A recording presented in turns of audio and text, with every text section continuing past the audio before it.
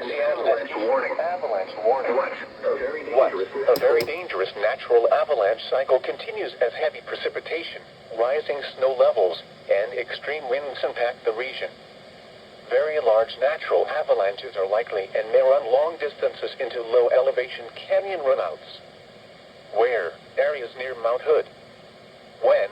In effect from Thursday 1830 to Friday 1830. Impacts. Very large natural avalanches are expected. These will be more than enough to bury, injure, and kill backcountry travelers.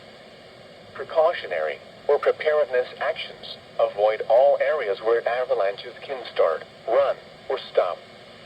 This includes steep alpine slopes, sparsely forested slopes, and winding canyon runouts with small trees.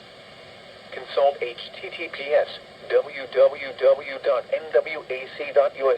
or www.avalanche.org for more detailed information.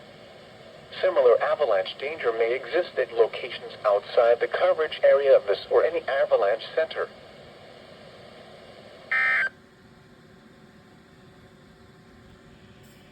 The following statement is